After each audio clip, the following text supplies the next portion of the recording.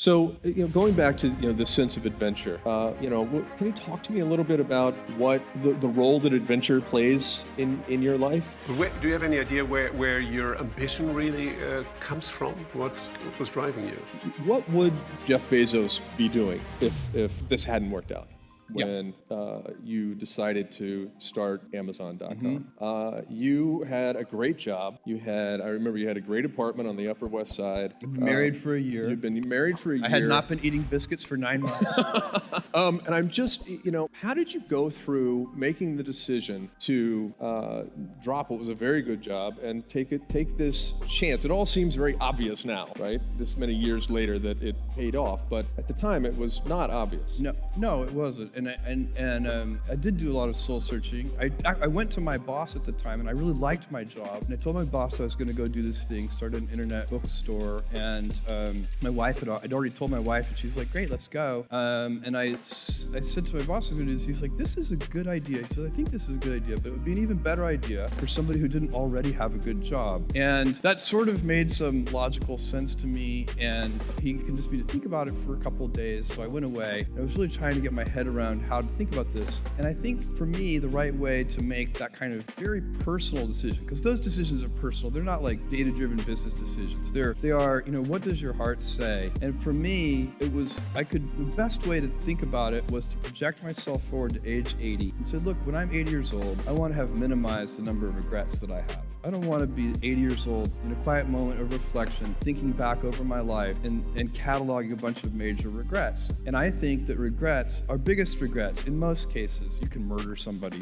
Okay, you'd regret that. But in most cases, our biggest regrets turn out to be acts of omission. It's paths not taken, and they haunt us. We wonder, what would have happened? I loved that person, and I never told them. And then they married somebody else. I didn't do this. And so that's the frame of mind that I put myself in. And once I did that, once I thought about it that way, it was immediately obvious to me. I knew that when I'm 80, I would never regret trying this thing that I was super excited about and it failing. If it failed, fine. I would be very proud of the fact when I'm 80 that I tried. And I also knew that it would always haunt me if I didn't try. And so that would be a regret. It would be a 100% chance of a regret if I didn't try, and basically a 0% chance of regret if I tried and failed. So I think that's a useful metric for any important life decision. But do you have any idea where your ambition really comes from? What was driving you? I really don't know.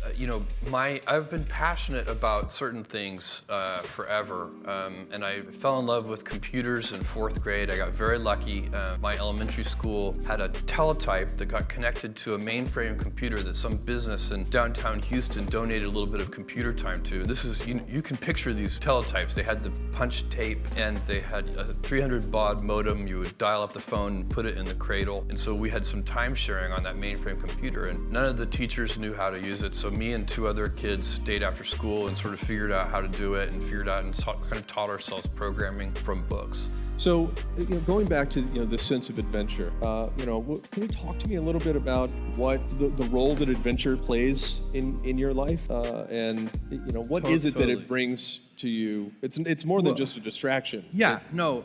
So that when I say to adventure fellowship, for me, adventure is you can choose. We all get to choose our life stories, and it's the choices that define us, not our gifts. Everybody in this room has many gifts.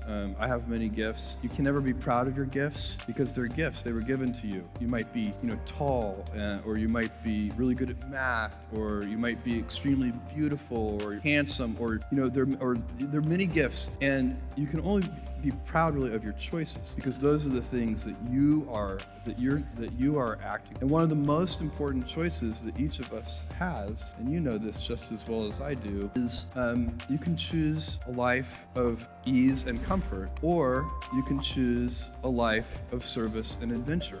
And when you're 80, which one of those things you think you're going to be more proud of? You're going to be more proud of having chosen a life of service and adventure. You see this in your firefighting work and everything else you do, Robin Hood, and so on and so on. And I feel that is, for me, adventure is a shorthand way of thinking about that. Got it. And I think that one of the other things that we've talked about when we talk about adventure is, exposing yourself to new things, right? And maintaining that childlike sense of wonder. Totally. And, I know that, this is important to you, certainly in our personal lives, which is why we do all of these fun things, but it also plays an important role in, how you approach the businesses that you're involved in. If you want to be an inventor of any kind, inventing a new service offering for customers or a new product or anything, being an inventor requires, because the world is so complicated, you have to be a domain expert. I mean, in a way, even if you're not at the beginning, you have to learn enough so that you become a domain expert. But the danger is once you become a domain expert, you can be trapped by that knowledge. And so inventors have this paradoxical ability to have that, 10,000 hours of practice and be a real domain expert and have that beginner's mind, have that look at it freshly, even though they know so much about the domain. And that's the key to inventing. You have to have both. And I think that is intentional. I think all of us have that inside of us, and we can all do it, but you have to be intentional about it. You have to say, yeah, I am going to become an expert, and I'm going to keep my beginner's mind. Could you describe a little bit the role of your grandfather? Because Sure. John has mentioned it. I think it was really important it for you. was super important for me. And I spent an unusual amount of time with my grandparents, and especially with my grandfather on the ranch. So he had a ranch in South Texas, and I would spend my summers there from age 4 to 16. And when I was 4, they were taking me for the summer to kind of give my parents a break, sort of because they were so young. And it was useful. I was a handful, I'm sure. Anyway, he created the illusion for me when I was 4 years old that I was helping him on the ranch, which of course could not have been true, but I believed it. And then by the time I was 16, of course, I was actually helping on the ranch. I can fix prolapsed cattle. We did all of our own veterinary work. Some of the cattle even survived.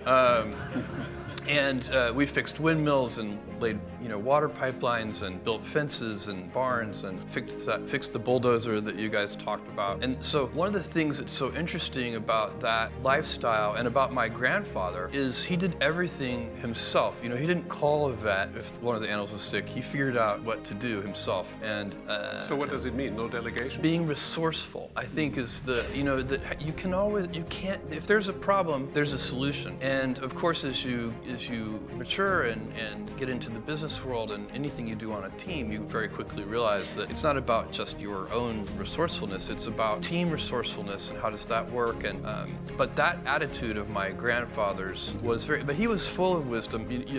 John mentioned the story about the words my grandfather gave me at one point of it's harder to be kind than clever. That story, the slightly longer version of that story, because this was really powerful wisdom, is that I made my grandmother burst into tears. And the way I did it was we were driving on a long road trip, and she was a chain smoker. And I was probably, 10 years old, so this was around 1974. And it was in a period of time where there were heavy radio advertisements, sort of anti-smoking radio advertisements, trying to convince people to stop smoking. And one of the advertisements had this figure in it. It said something like, every puff of a cigarette takes so many minutes off of your life. I think it was 2 minutes, but I can't remember. Every puff of a cigarette. So I sat there in the back seat on this long car ride and calculated how many years she had taken off of her life. And in my 10-year-old mind, I had been extremely clever to do this. And so when I was finished with my arithmetic, I proudly announced to her how many years she had taken off of her life. And I got a reaction I did not expect, with her bursting into tears. And so my grandfather stopped the car and he took me out of the car. And I had no idea what was about to happen because he had never said a cross word to me. And I thought he might actually be angry with me, but he wasn't. He took me out because we had some privacy from her. And he said these incredible words. He said, you're gonna figure out one day that it's harder to be kind than clever. Clever, wonderful. First of all, when any criticism, my approach to criticism and what I teach and preach inside Amazon is when you're criticized, first, look in a mirror and decide, are your critics right? If they're right, change. Don't Are they resist.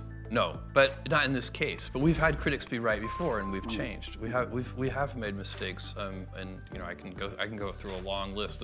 Probably one of the early most painful ones. It's so stupid. It's hard to believe how we ever did it. But early on with the Kindle, maybe the first year of the Kindle or the second year of the Kindle, we had accidentally, illegally sold or given away, I guess, copies of the famous novel 1984 because it had a complicated copyright history. It was in copyright in the US and not in the UK or something strange like this. So it was in the public domain but only in certain geographies. And we had screwed that up, and somehow, and this is a kind of mistake that only a corporation can make. An individual can't make this mistake because somehow it's like it happens at the intersections of the different teams. So you've got the legal department saying, "Oh crap, we've made this mistake," and you've got the books team.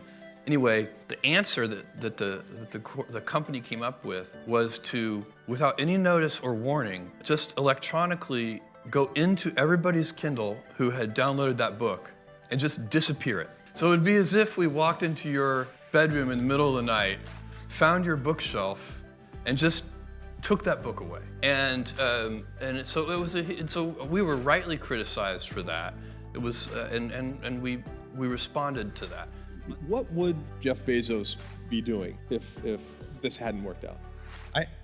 I think I don't. It's a good question. Nobody ever really knows what twists and turns life takes. My best guess is I would be a very happy software engineer. And working on anything in particular? Well, today I might be. I don't know.